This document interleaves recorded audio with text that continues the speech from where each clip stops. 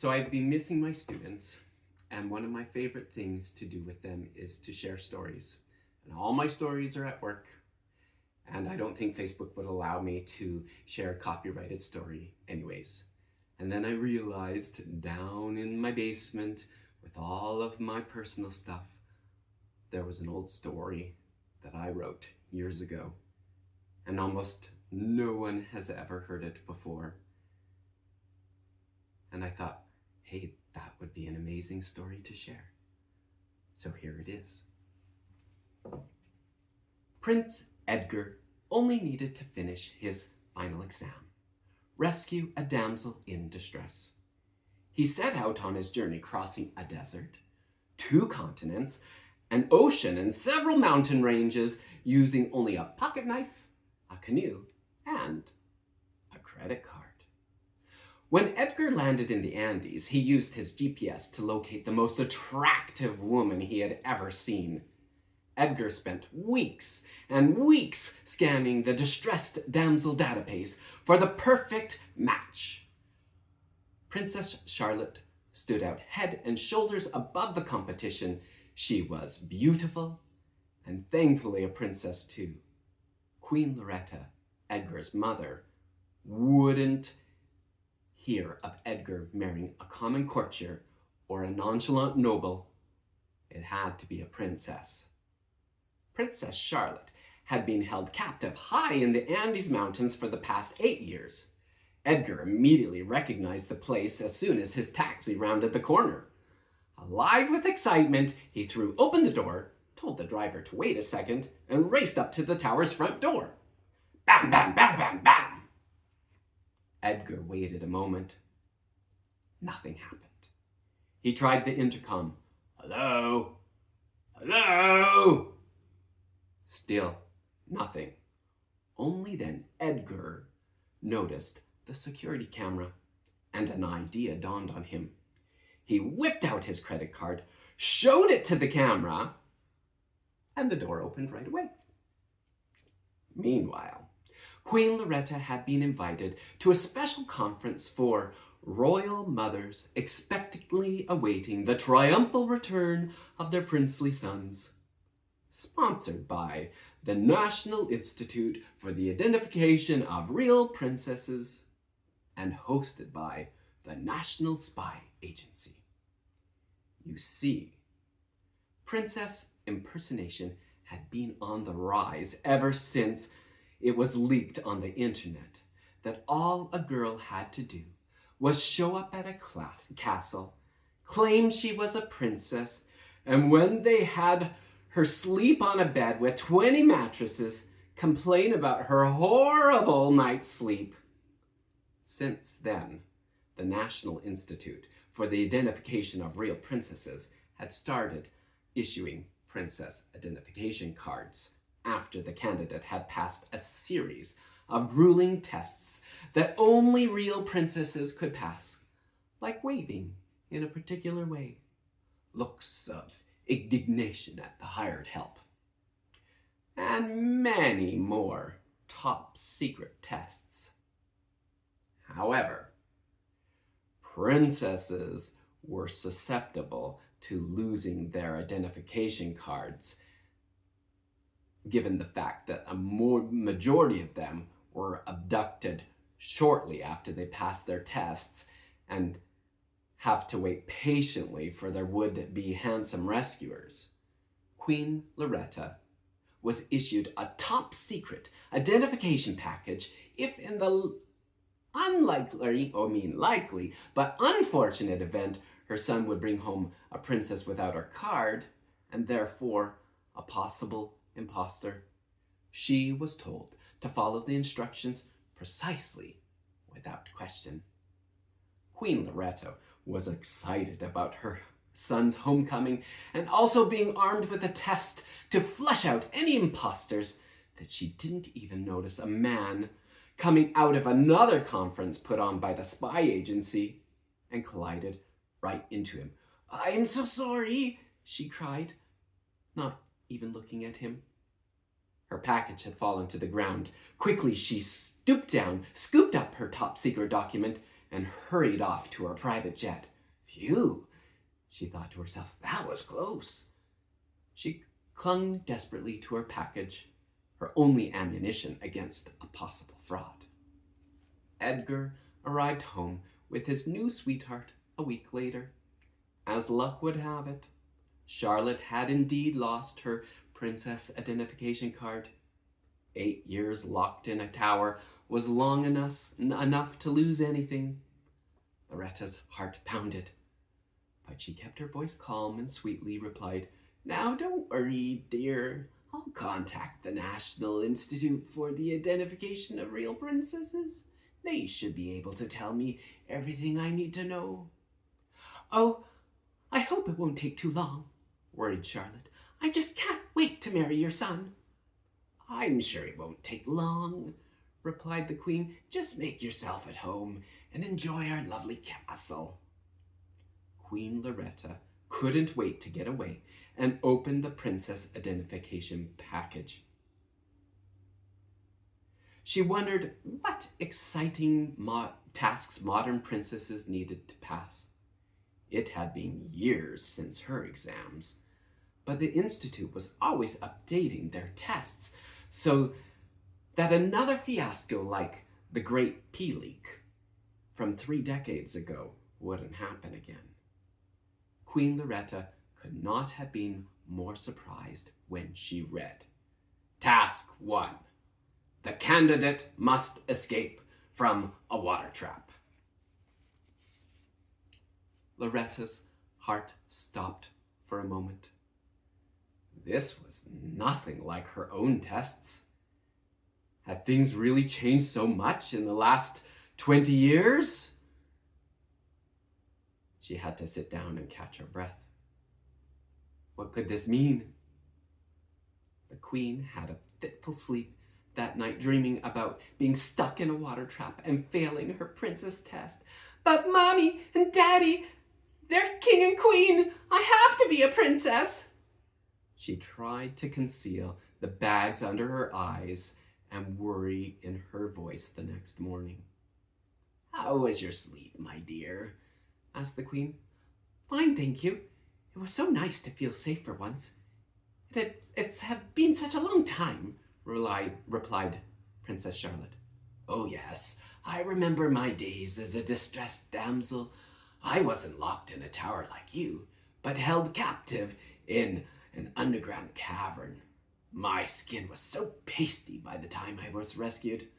I thought King Edward was going to turn tail and run when he saw my face," laughed Loretta. Charlotte changed the subject. What was the point of being rescued by your true love if you couldn't marry him? "Have you been able to contact the Institute? I know I might sound impatient, but I've been waiting a very long time." Queen Loretta was ready for this question. "I contacted them last night. You see, it is such a delicate matter. They have to verify your story, check their records, contact any known living relatives, and reissue a license. They said it may take up to a week." Charlotte's countenance fell. This was not what she was expecting to hear. Queen Loretta felt for her, but she was told to follow the instructions to a T. So without missing a beat, she asked the princess, "Come up to my balcony for tea this afternoon. I'd love to hear about your capture and my son's daring rescue." Loretta waited patiently for the appointed hour. She decided that modern princesses must be more independent than those her age. They were expected to do amazing things. But escape from a water trap? Charlotte arrived in all her finery, dressed to the nines. "Oh, you're a tad bit early. The tea hasn't arrived yet. How about you come and take a view of the kingdom you'll rule with Edgar one day?" the Queen asked serenely. "Our kingdom is from the first mountain range to the west and to the neighboring kingdom to the east. That's where I'm from. If you lean right over here, you can just barely see the castle where I grew up." Charlotte leaned exactly as the queen had shown her. She could barely see the turrets of the castle on the horizon when she lost her footing. She felt something at her back, but she couldn't think of what it was as she was flying headlong into the castle's moat. Ah! Splash. Nothing this large had fallen into the moat since last year's Christmas turkey, scaring, of course, the resident crocodiles and piranhas. The piranhas were first to recover and tried in every possible way to reach this strange flapping chicken. But they just couldn't figure out how to get through the crinoline and all those petticoats. Encouraged by the piranhas, the crocodiles decided to give it a go. They came at Princess Charlotte from all sides and spontaneously began to chomp.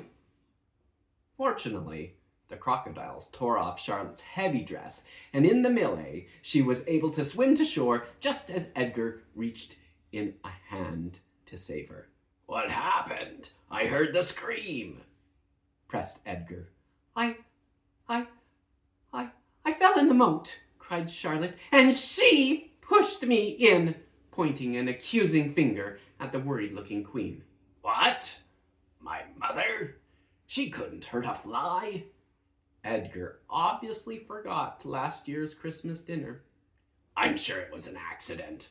Come inside, and we'll get you some warm, dry clothes." You could cut the tension with a knife during dinner that evening. Edgar tried to keep the conversation light and cheerful, but Charlotte was visibly upset, and his mother wouldn't even meet his gaze. Charlotte quickly retreated to her room with Edgar right behind her. "Darling, it'll be all right. It was just an accident," Edgar added quickly. "Your new license will arrive any day, and then we can get married." Charlotte allowed the briefest of smiles. "Oh, Edgar, I was just so scared." "I'm sure after a good night's rest, everything will be better. You'll see," reassured the prince. "How about I send for some tea? It should help you relax." Edgar waited patiently, whispering sweet nothings to Charlotte while the servants fetched the tea. When it arrived, the prince said good night and slipped out the door. To his surprise, his mother was standing just outside. "Sweetheart," she whispered, "I think Charlotte might feel safer tonight if the door was locked, since you have the only key." Edgar thought this was a fantastic idea.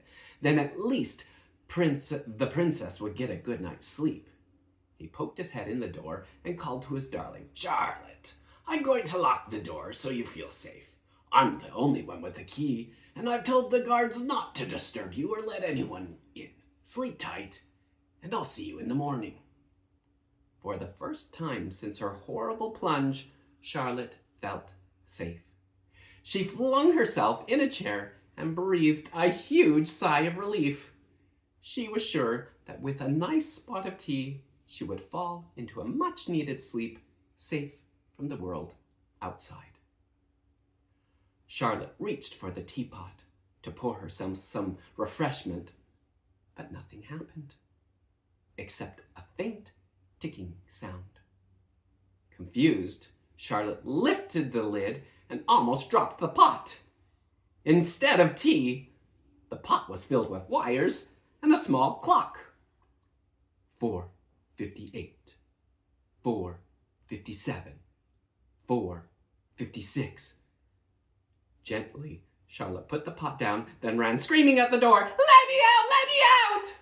She heard muffled voices. "Your Highness, you know as well as I do that the door has been locked for the evening, and Prince Edgar has the only key."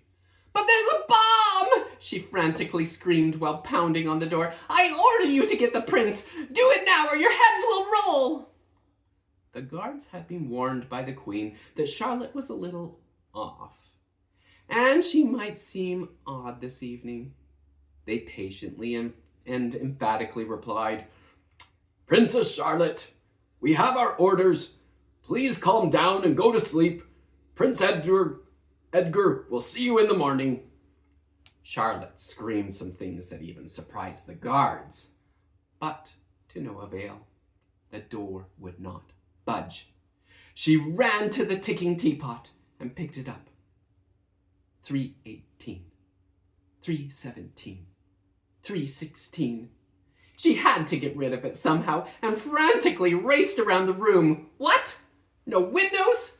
And the blasted thing wouldn't even fit down the toilet. 1:59, 1:58, 1:57. She put the wretched pot under the bed, hoping that would shield her from the blast, and ran once more to the door, screaming threats and pleadings. But the guards remained deaf to her cries.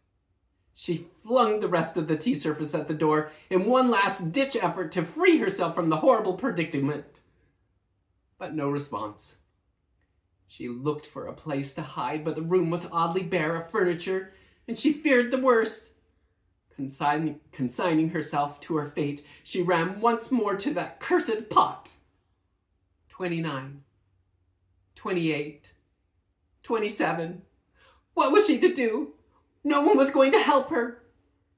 19, 18, 17.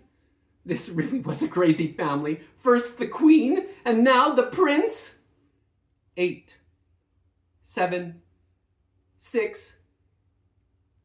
What harm was there now? With nothing to lose, Charlotte closed her eyes, reached in the pot, and pulled. 1, 1, 1.